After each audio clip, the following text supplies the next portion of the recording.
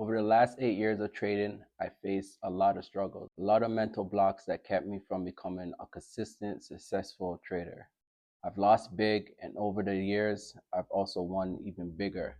And looking back now, I can confidently say the biggest thing that held me back wasn't strategy, it was the mental barriers sabotaging my trading. I truly believe that trading is 80% psychological and 20% technical. So give me the next 10 minutes and I'll show you exactly how I overcame those psychological barriers and how you can overcome them too.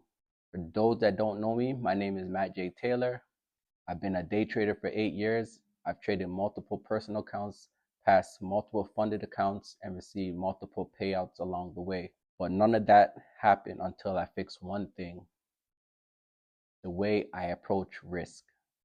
And what I'm about to show you today is what I call the risk authority framework.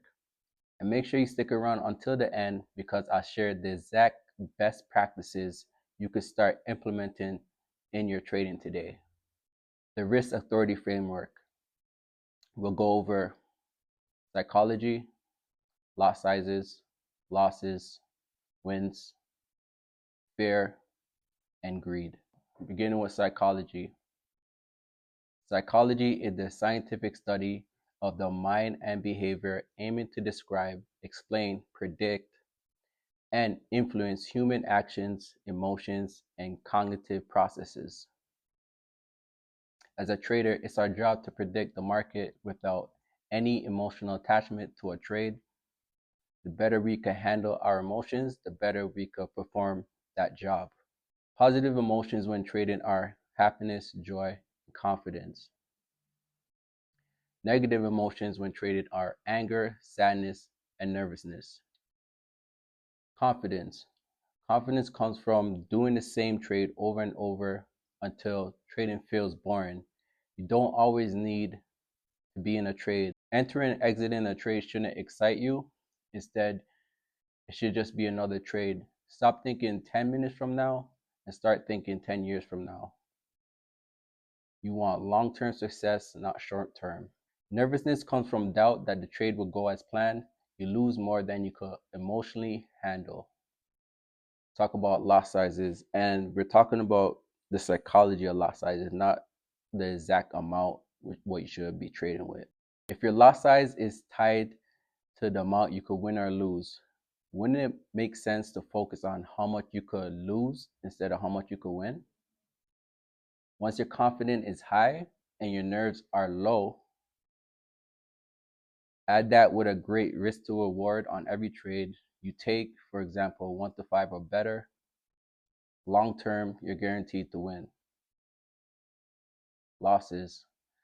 Losing just one trade can make you continue to lose trades over and over again. Fight or flight. Our brain is hardwired to seek comfort after a loss. If you ever wonder how you've blown your account 9 times out of 10, this is the reason: you simply crashed out. Not only does lowering your lot size lower your nerves, it also gives you a fighting chance to bring your account back to break even if you ever were to go below your starting balance.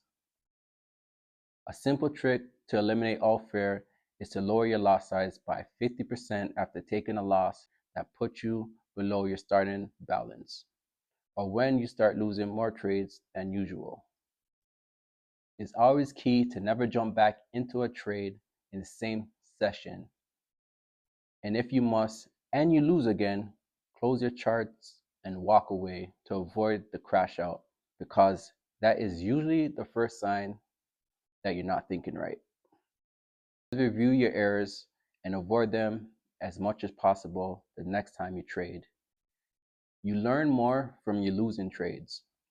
Let's talk about the psychology of wins. Winning just one trade builds the confidence to win over and over again. The key to winning and having consistent wins is to treat every trade the same each time. Try not to get overly confident, and remember, the greatest traders don't win on every trade they take. After having a win, take a break to the next session or the next day. After having multiple wins, take extended time off from trading. Always review what you did right and repeat the process. Let's talk about fear. FOMO. Fear of missing out is one of the biggest hurdles that affect traders' ability to get to the next level. If you have the right strategy, the confidence, zero nerves, I can guarantee you that the fear of missing out a trade will have zero effect on your progress. A quick way to overcome the fear of missing out is to see your setup and not take it.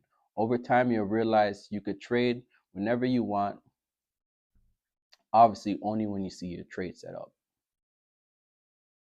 Start challenging yourself. When you see your setup, don't take it, and note how you feel afterwards. I wish someone taught me this exact exercise much sooner. The psychology agreed.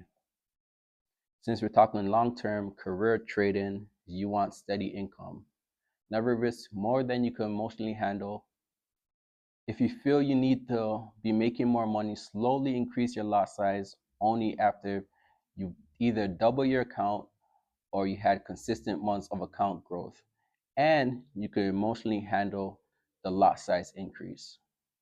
Remember to always bring your lot size back down to its original size if you take a loss, and bring it back up once you're at your original account balance that you had before you started to raise your lot size. Most importantly, don't forget to pay yourself before anything. Quick recap. Psychology. The two areas that affect traders' psychology is confidence and nervousness. Lot sizes. Trade with the lowest lot size as possible that doesn't affect your negative emotions while trading. Losses. Lowering your lot size by 50% if you're below your starting balance or having more losses than usual. Wins. Don't get overly confident when winning. Take breaks after each trade and extended breaks after consistent wins. Fair. Trade with the lowest lot size as possible that doesn't affect your negative emotions while trading. Greed. Allow your account size to grow and increase lot size after you've been consistently profitable. So here are some of the best practices. Great risk to reward that is same or higher on every single trade that you take is key. Lowering your lot size to the point where you don't care and feel nothing when you take a loss or in drawdown. Lowering your lot size by 50% if you ever go below your starting account balance or losing more than usual. Slowly increase after doubling your account, months of consistency and emotionally ready. Lower your lot size back to its original size before you increase. If you go below your account balance, when you start to increase your lot size, rinse and repeat. And most importantly, always pay yourself before anything. So those are some of the best practices that help me take control of the psychological side of my trading.